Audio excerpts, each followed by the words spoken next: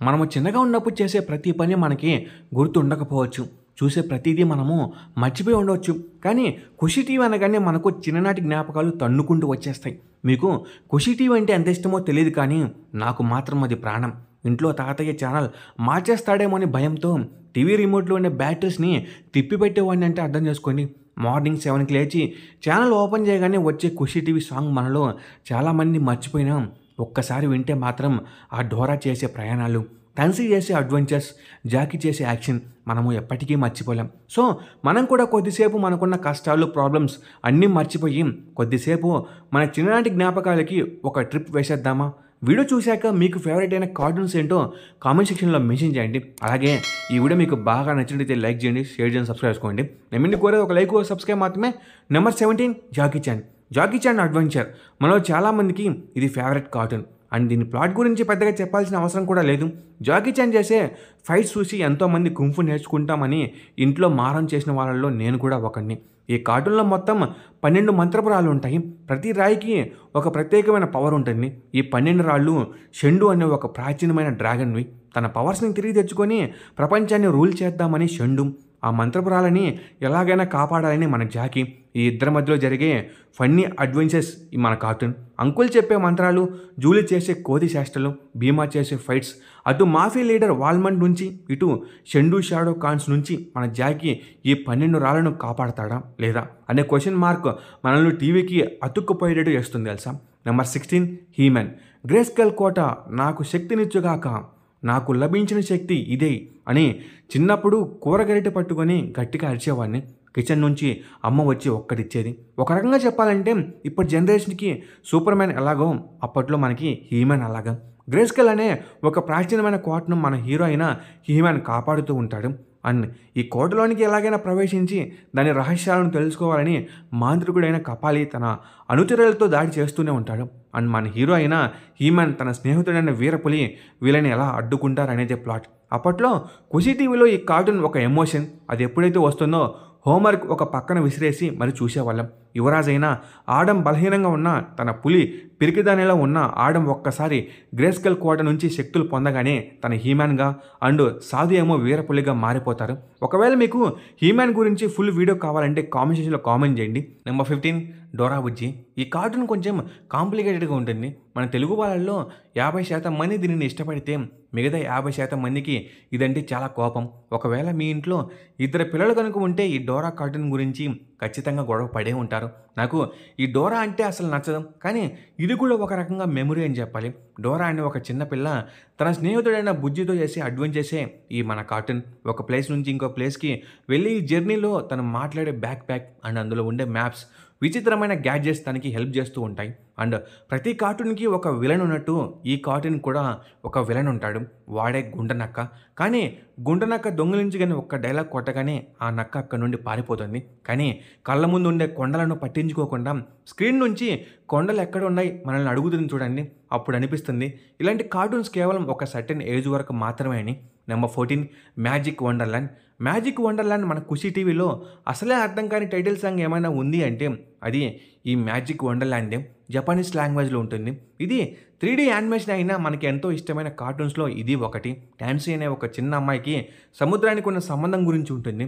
చిన్న చిన్న మాట్లాడే చేపలు, మ్యాగ్మా డ్రాగన్ యొక్క కన్ను, పైరేట్స్ తోటి యాక్షన్, అసలు ఒక చిన్న మూవీ చూసినంత ఎంజాయ్మెంట్ వస్తుంది. సముద్రం లోపల వచ్చిన ఎపిసోడ్ మాత్రం ఇంకా గుర్తుంటుంది. నెంబర్ 13 శక్తిశాలి డ్రాగన్. మీలో ఎంతమందికి డ్రాగన్ బూస్టర్ అవ్వాలని ఉంది? డ్రాగన్స్ చాలా శక్తివంతమైనవి. అలాంటి డ్రాగన్స్ ఇప్పుడు మానవుల యొక్క కట్టుబాటులో ఉన్నాయి. వాటితో డ్రాగన్ రేస్ని మొదలుపెట్టారు. ఈ డ్రాగన్స్ గంటకి 200 మైళ్ళ దూరంతో పరిగెడతాయి. కానీ కొంతమంది డ్రాగన్స్కి తిరిగి కంట్రోల్ చేసి మానవులకు మరి డ్రాగన్స్కి యుద్ధం కలిగేలా చేస్తున్నారు. ఇలాంటి ప్రపంచంలో అర్థపెండ్ అనే ఒక కుర్రాడు తన నాన్న డ్రాగన్ ట్రైనింగ్ ఫెసిలిటీలో పనిచేస్తూ ఉంటాడు. తనకి డ్రాగన్స్తో రైడింగ్ చేయడం పెద్దగా ఇష్టం లేకపోయినా ఎలాగోలా అలా చేస్తూ ఉంటాడు. ఒకరోజు పెద్ద ప్రమాదం జరుగుతుంది. ఆ ప్రమాదంలో వాళ్ళ నాన్న కనిపించకుండా పోతాడు. అదే ఫెసిలిటీలో ఉన్న బావ్ అనే డ్రాగన్తో బాండ్ అయ్యి అనుకోకుండా మన ఆర్తే డ్రాగన్ బూస్టర్ అవుతాడు. తర్వాత ఏం జరుగుతుంది? డ్రాగన్స్కి హ్యూమన్స్కి యుద్ధం రాకుండా మన హీరో ఆపుతాడా అనేది మనం ఈ కార్టూన్లో చూస్తాం. ఒక రకంగా చెప్పాలంటే ఇప్పటికీ ఈ కార్టూన్తో మన తెలుగు ప్రజల్లో బాండింగ్ ఏమాత్రం తగ్గలేదు. మన ఫేవరెట్ కార్టూన్స్లో ఇది తప్పకుండా టాప్ 3 లిస్ట్లో ఉంటుంది. Number 12 Heidi. దీని థీమ్ సాంగ్ మీకు గుర్తుందా? నాకు తెలిసి గుర్తుండే ఉంటుంది. హ్యాపీగా లంచ్ చేసి ప్రశాంతంగా బయట పడుకుంటే ఎలా ఉంటుందో ఈ కార్టూన్ చూస్తున్నంతసేపు మనకు అలానే ఉంటుంది. హైడీ తన పేరెంట్స్ని చిన్నప్పుడే కోల్పోతుంది. తన ఆంట్ తనని ఆల్స్ పర్వతాలలో ఉండే తన తాతయ్య ఇంటికైతే తీసుకెళ్లి వదిలేస్తుంది. కొండపైన ఉన్న ఇంట్లో ఉంటారు. తాతయ్య మొదట్లో బయటికి చూడడానికి చాలా కోపంగా హైడీతో అసలు మాట్లాడకుండా ఉండేవాడు. కానీ హైడీ యొక్క చిలిపితనం, మంచితనం చూసి తన తాతయ్య కరిగిపోతాడు. కొండలో తనకి పీటర్ అనే ఒక స్నేహితుడైతే పరిచయం అవుతాడు.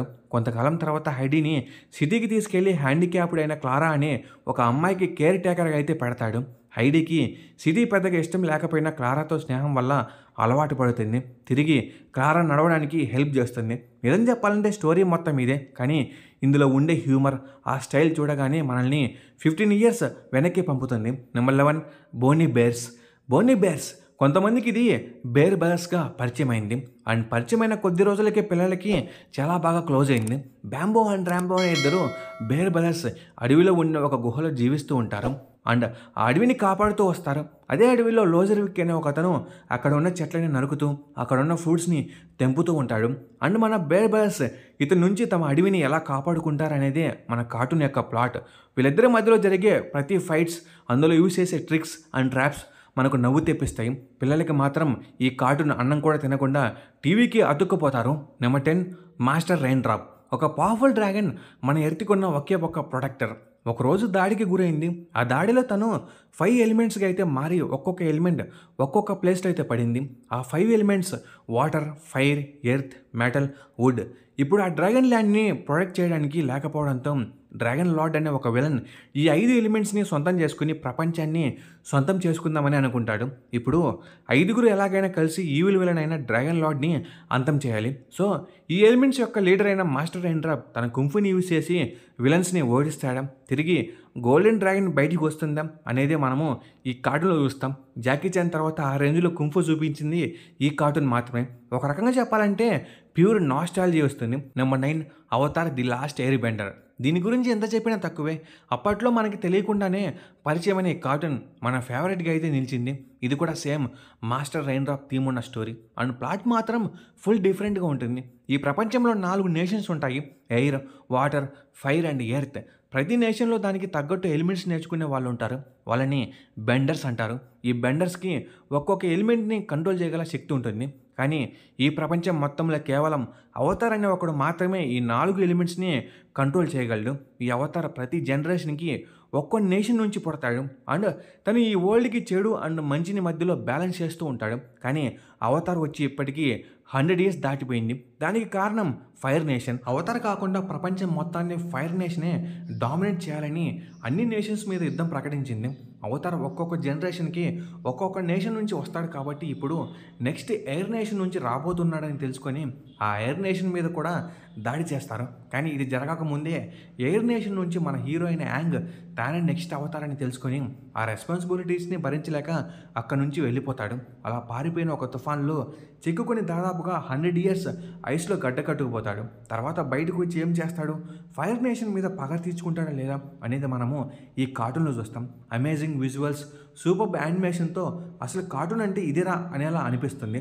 నాకు తెలిసి ఎప్పటికీ ది బెస్ట్ కార్టూన్ అంటూ ఉంటే ఆ లిస్ట్లో ఇది ఉంటుంది. Number 8 pink panther. One of the most funniest cartoon ఇది. డైలాగ్స్ ఏమీ లేకుండా కేవలం యాక్షన్తో మనల్ని నవ్విస్తుంది. ఎలాంటి జోనర్లో చాలా కార్టూన్స్ వచ్చినా ఈ పింక్ ప్యాంథర్ కొంచెం స్పెషల్ అని చెప్పాలి. పిల్లలకి చాలా దగ్గరైంది. నెంబర్ 7 స్మర్ఫ్స్. ఎర్లీ మార్నింగ్ 7కి వస్తుంది ఈ ఛానల్లో. చిన్నగా పొట్టిగా బ్లూ కలర్లో ఉండే వింత జీవులు వీళ్ళకి లీడర్ అయిన పాపా స్మర్ఫ్ హ్యాపీగా ఫారెస్ట్లో జీవిస్తూ ఉంటారు. అండ్ వీళ్ళ గురించి తెలుసుకున్న గర్గమెల్ అనే మాంత్రికుడు ఎలాగైనా వీళ్ళని తన పోషన్లో కలిపేయాలని అనుకుంటాడు. కానీ పాపా స్మర్ఫ్ తెలివి వల్ల అండ్ మిగతా స్మర్ఫ్స్కి ఉండే యూనిటీ వల్ల ప్రతిసారి గార్గమెల్ అండ్ తన క్యాట్ అయిన అజ్రేల్ నుంచి ఎలాగైనా తప్పించుకుంటారు.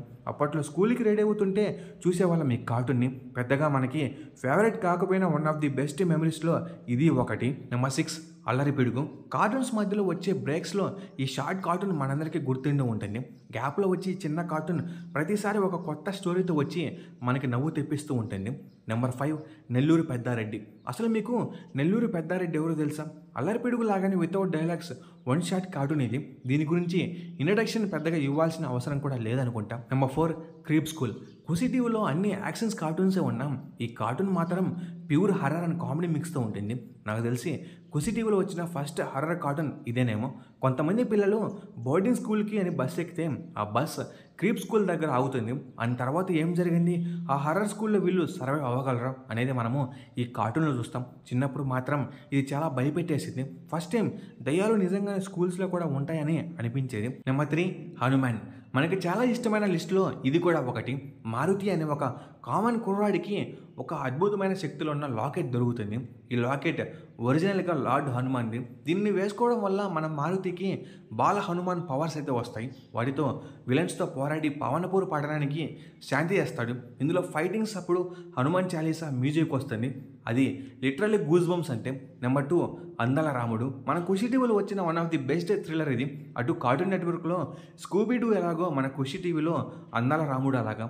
నాకు తెలిసి చాలామంది దీని గురించి మర్చిపోయి ఉంటారు. ఇది చాలా తక్కువ టైం మాత్రమే ఖుషి టీవీలో వచ్చింది. కానీ దీని ఇంగ్లీష్ ఇంట్రోకి మాత్రం నేను ఇప్పటికీ ఫ్యాన్నే. సుందర్ రాజ్ అని ఒక న్యూస్ రిపోర్టర్ అది న్యూస్ రిపోర్ట్ చేస్తూ ఇంకో పక్క దాని గురించి ఫుల్గా ఇన్వెస్టిగేషన్ చేస్తూ ఉంటాడు. ఇండైరెక్ట్గా చెప్పాలంటే తిను ఒక detective plus reporter. Sundar Raj చేసే అడ్వెంచర్స్ అండ్ ఇన్వెస్టిగేషన్స్ చూస్తుంటే ఒక చిన్నపాటి డిటెక్టివ్ మూవీ చూసినట్టు అనిపించేది. Number 1 Stuart little. ఒక చిన్న మాట్లాడే ఎలుకని ఒక హ్యూమన్స్ ఫ్యామిలీ అడాప్ట్ చేసుకుంటే ఎలా ఉంటుంది? నాకు తెలిసి ఈ వీడియో చూస్తున్న ప్రతి ఒక్కరికి కార్టూన్ గురించి ప్రత్యేకంగా చెప్పాల్సిన అవసరం లేదనుకుంటాం. స్టూవర్ట్ చేసే చిలిపి షాట్లను, జార్జ్ చేసే క్రేజీ పనులు, స్నోబిల్ అనే పిల్లితో పడే కష్టాలు మనము ఎంత మాట్లాడుకున్నా తక్కువే. కార్టూన్ రాగానే టీవీకి అలా అతుక్కుపోయే వాళ్ళం తెలుసా. ఇంక ఇది గ్యాస్ వీడియో. ఖుషి టీవీలో వచ్చే ది బెస్ట్ కార్టూన్స్ ఇవే. ఇంకా చాలానే ఉన్నాయి. మీకు పార్ట్ 2 కావాలంటే కూడా అడగండి, నేను పార్ట్ 2 కూడా చేస్తాను. ఇంకా ఈ వీడియో మీద మీ థాట్స్ అండ్ కామెంట్స్లో కామెంట్ చేయండి. అలాగే ఈ వీడియో మీకు బాగా నచ్చితే లైక్ చేయండి, షేర్ చేయండి, సబ్స్క్రైబ్ చేసుకోండి. నేను ఎన్ని కోరేది ఒక లైక్ సబ్స్క్రైబ్ మాత్రమే. Okay, bye guys.